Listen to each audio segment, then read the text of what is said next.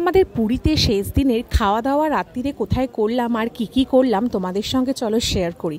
নিয়েছিলাম এরকম সাদা ভাত, তার সঙ্গে চিংড়ি মালাইকারি, আর তার সাথে কিন্তু নিয়েছিলাম ছানার ডোকলা। রেস্টুরেন্টটা কিন্তু অনেকটা এরকম ছিল, এটা কিন্তু পুরোটাই বাঙালি রেস্টুরেন্ট। আর ছানার যে ডালনাটা নিয়েছিলাম সেটা আমার ভীষণ পছন্দের একটা জিনিস, ছানা। তো টেস্ট করে দেখা যাক। ভীষণ সুন্দর একটা স্মেল আসছিল, দেখতেও ভীষণ সুন্দর, ডেলিশিয়াস। এখন কতটা কি খেতে হবে সেটা তো খেয়েই বোঝা যাবে। তো ফার্স্টে উনি এরকম সার্ভ করে দিলেন। আর এখানে দেখলাম যে সমস্ত কিছু রান্নাতেই কড়াইশুঁটির ব্যবহারটা কিন্তু একটু বেশি হয়। ছানাটা তো মারাত্মকভাবে সফট ছিল, ভীষণ সুন্দর ছিল। তবে যে গ্রেভিটা যেটা ছিল না, সেটাতে না একটু দারচিনির স্মেলটা অনেকটা বেশি আসছিল, ফলে গ্রেভিটা অতটা ভালো লাগছিল না। আর মিষ্টির ভাবটা অনেকটা বেশি। হ্যাঁ, ছানার কোপ্তা একটু মিষ্টি তো হয়, কিন্তু অনেকটা বেশি আমার মিষ্টি লাগছিল, তাই জন্য কিন্তু আমি এরকম লঙ্কা দিয়ে ভালো করে খাচ্ছিলাম। আর ওরও কিন্তু অ্যাভারেজই লেগেছে, কিন্তু হ্যাঁ, যেটা ছানার যে কোপ্তাটা ছিল সেটা কিন্তু দুর্দান্ত হয়েছিল। মানে এতটা সফট, এতটা নরম, মানে না খেলে কাউকে বোঝানো যাবে না।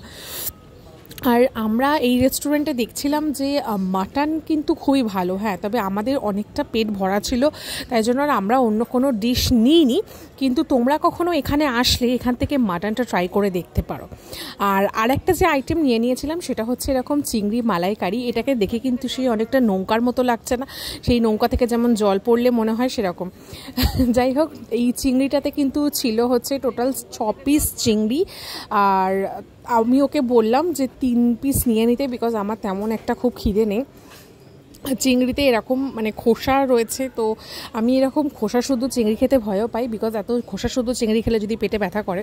আর এগুলো একদমই সমুদ্রের ধারে, তাই জন্য আরোই চিন্তার বিষয়। যাই হোক, চিংড়ি মালাইকারিটা তো নিয়েছি, চলো এবার খেয়ে দেখা যাক যে এর টেস্টটা কেমন। আশা করি ভালোই হবে, কারণ এখানকার রান্নাবান্নার কোয়ালিটি এমন কিছুই খারাপ না।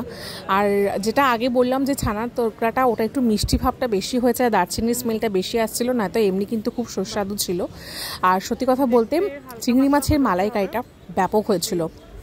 মালাইকারিতে যে দুধের বা যে নারকোলের যে দুধের যে ফ্লেভারটা আসে, সেটা কিন্তু এটাতে পুরোটা পাওয়া যাচ্ছিল। আমার তো পুরো মুখে লেগে থাকার মতন দারুণ ছিল।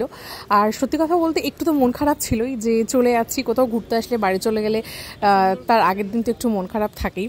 তো আমারও একটু মনটা খারাপই ছিল যে চলে যাবো।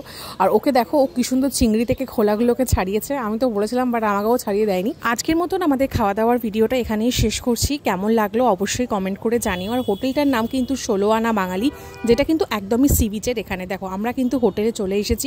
হোটেল থেকে আজকে রাতের দেখা শেষ, এরকম সমুদ্রের ভিউ, যেটা চাঁদের আলো পড়ে কি অপূর্ব লাগে।